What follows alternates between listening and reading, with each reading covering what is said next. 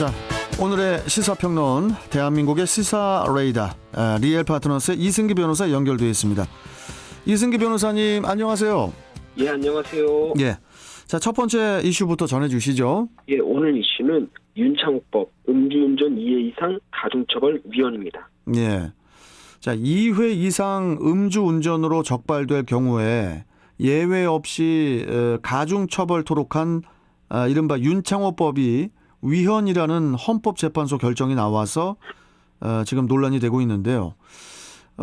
상습 음주운전자를 가중처벌하겠다는 건데 이게 왜 위헌이 나온 건가요?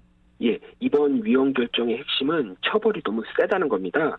우리가 그 형법적으로는 보통 이제 비례의 원칙이라고 하는데요. 네. 이 간단히 말씀드리면 파리를 잡는데 대포를 쓰지 말라라는 겁니다. 그러니까 대포는 정말 마지막 순간에 최후의 수단으로 쓰는 거지 파리채로 충분한 일이 있다면은 그 파리채로 잡아야지 대포는 쓰지 말라라는 건데요.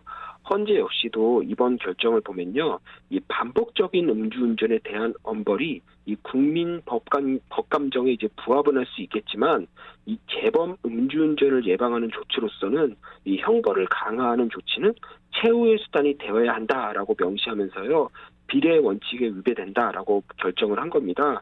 또 2회 이상 음주운전이면 이제 가중처벌이 되는데 지금 윤창호법이 예를 들어 과거 위반 행위가 10년 이상 전에 발생을 했고 이번에 음주운전을 해서 2회 이상이 된 거라면 과연 이러한 재범 음주운전도 이 준법 의식이 헌재의 부족한 상태에서 이루어진 위법 행위라거나 또는 이 사회 구성원의 이 생명 신체를 반복적으로 위협했다라고 평가하기는 어렵지 않냐라고 해서 2회 이상이면 일률적으로 가중 처벌한 거는 비례의 원칙에 위배된다라고 해서 위헌 판결을 한 겁니다. 결국 그 죄질이 가벼운 유형의 그 재범 음주운전까지 가중 처벌하는 것은 너무 그러니까 과하다는 게 이번 헌재의 위헌 결정 이유로 보이는데요. 그런데 음주운전이라는 것이 살인과 마찬가지인데 헌재가 국민 법 감정과 좀 이렇게 동떨어진 결정을 내린 거 아니냐 이런 그 비판도 상당하거든요. 이승기 변호사께서는 어떻게 보십니까?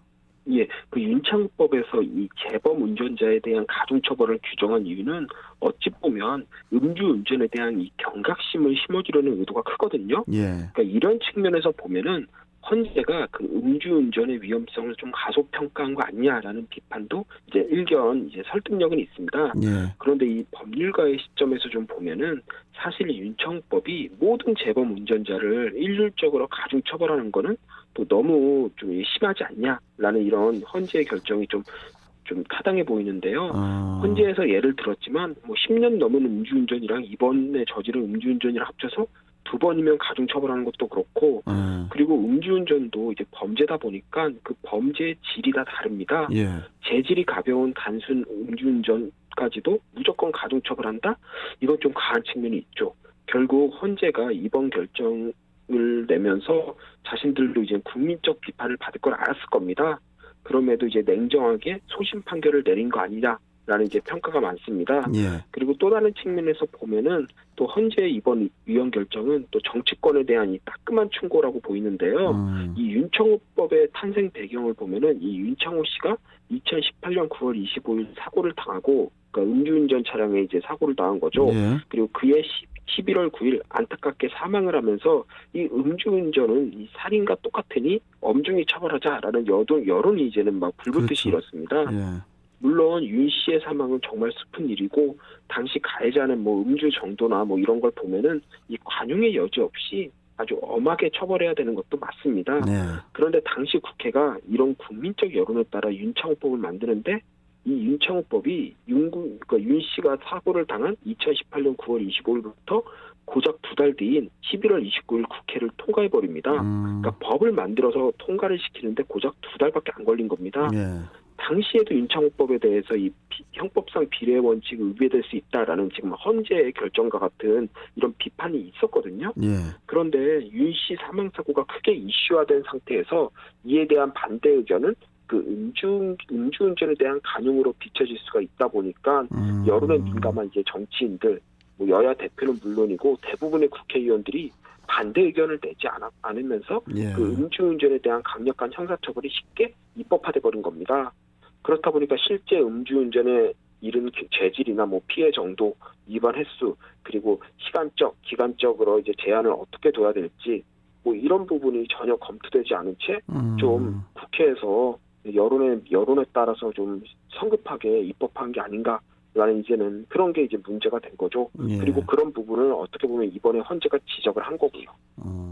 뭐 그래서인지 이번 그 윤창호법 위헌 결정으로 인해서 민식이법도 함께 소환이 되고 있어요. 예, 뭐 민식이법도 마찬가지입니다. 이 국회가 여론의 편승에 만든 이제 대표적인 졸속 입법이 바로 이 민식이법이 뽑히는데요.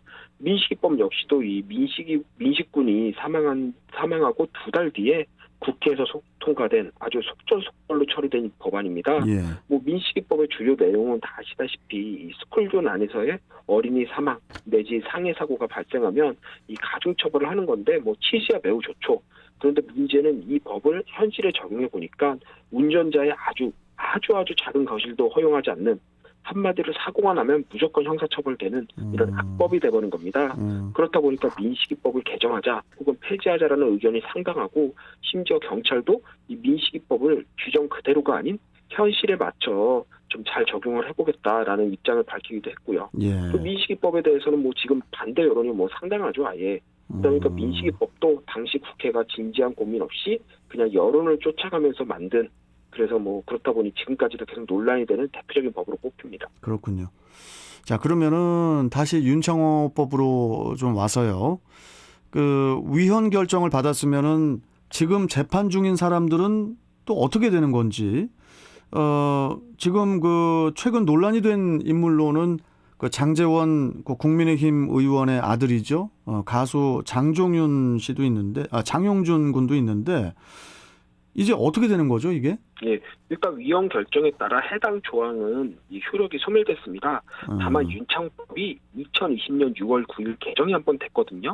그런데 이번에 위헌이 된 거는 바로 2018년 12월 24일 개정 후부터 2020년 6월 9일 이제 법이 바뀌기 전까지의 법률입니다. 그러니까 2020년 6월 9일 이전의 법입니다.